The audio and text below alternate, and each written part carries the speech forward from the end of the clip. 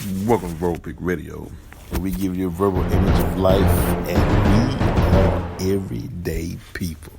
Look, let me give y'all the metaphysics behind the arrest of Grand Master J, leader of NFAC. As you all know, that we finished the documentary, and now we're submitting it to distributors so you can check it out, and we'll post and let you all know where you can actually view this documentary that we did on the NFAC when we traveled with them to Lafayette, Louisiana, right? Now, I want to give you all the metaphysical reason behind his arrest, right? And this has to do with the first black jockey and the first ever winner at Churchill's Downs, right, of the horse race at the Kentucky Derby by one Oliver Lewis, right? Now check this out. I'm going to read a little bit for you. On May 17, 1875, thousands of eager horse racing fans poured through the gates of Churchill Downs to get their first look at Louisville's sparkling new racetrack and cheer on the thoroughbreds in the featured race, right? Stadium just opening up, folks flocking in to see what's going on. The inaugural Kentucky Derby, finely dressed gentlemen and ladies adorned in bright colors, thronging the grandstand, and hundreds of carriages filled the infield as the horses toed the line for the day's second race. At the tap of a drum, 15 horses thundered down the tracks. As excited shouts echoed across the oval, jockey Oliver Lewis spurred on his chestnut coat Aristides, that's Aristides, to a one-length victory in the fastest time ever recorded by a 3-year-old horse. Still holds the record. Black dude won the first winner of the Kentucky Derby. Was a black dude. His horse was named Aristides, right? Now, what's so significant about that, right?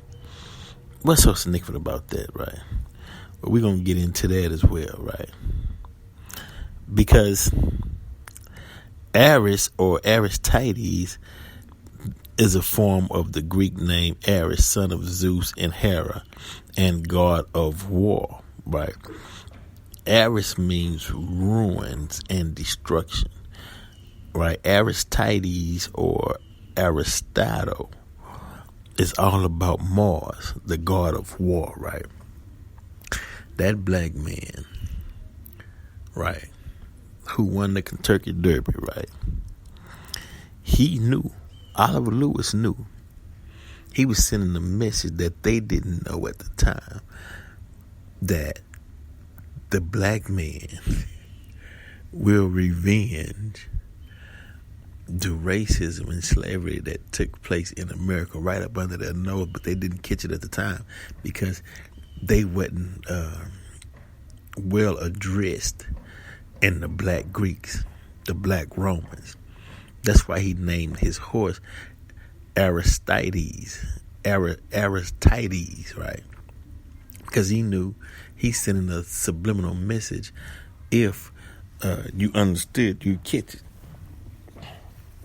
So he did that. He named his horse the God of War, and he thundered down that track and won it right in their face, right?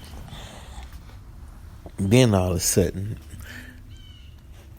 here comes the leader of a black militia with rifles that the colonizer consider coming in a warlike posture, right? Now, they were upset at the fact that they let Oliver Lewis get away with coming into Louisville, Kentucky, right, and whooping everybody, all those jockeys, and this black man came victorious on a horse, Aristides, which is meaning God of war, ruin, and slaughter. When they figured out what happened after he won, they only thing they did, they put the horse up in front of Churchill Downs, right, from the Kentucky Derby, but they didn't put the rider on it, and his name is nowhere mentioned out of spite, right? That shows you how deep this thing goes. So here come Grandmaster Jay. Apparently, from what I viewed, he was pointing a flashlight to identify who was on top of the roof, and it just so happened that flashlight was attached to the AR rifle. So their mindset was, "Hey man, you pointing the rifle at us?" He said, "Nah, man, I'm seeing people on the roof, so I'm pointing this flashlight to see who that is, to identify, because as a witness, when we were in Lafayette, Louisiana with and it's in the documentary, you'll see it, people were on the rooftops with rifles pointing down at the NFAC. So of course, to protect the men and the people that's around them, of course you got to identify to see if it's an actual threat, right? But they are so upset that the next black man came to Louisville, Kentucky, with a remnant of war or a military stance as far as in the benefit of black people. They were going to make an example out of him because they missed a chance to do it to Oliver Lewis back in 1875. That's the metaphysics behind it, the motivation behind them today. They want to make Grandmaster Jay pay for the fact that Oliver Lewis in 1875 won the Kentucky Derby on a horse called Aristides. In their face, a black man saying, "I'm the God of war, and I come to ruin and slaughter," right up under their noses.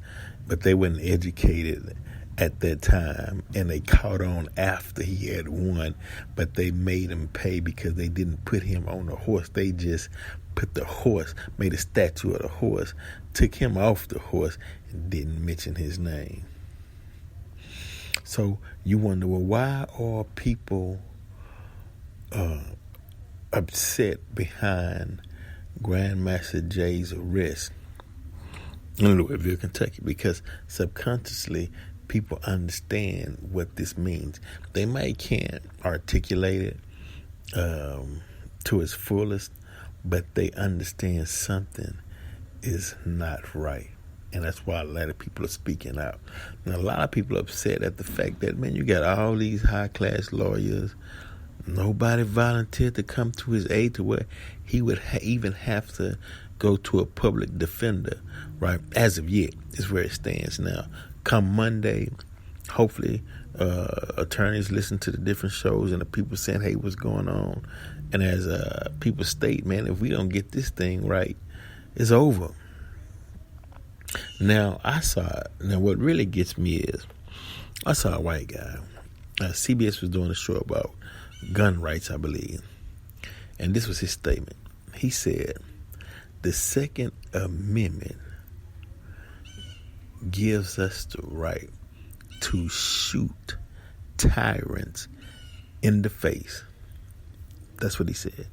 The Second Amendment gives them the right to shoot a tyrant in the face.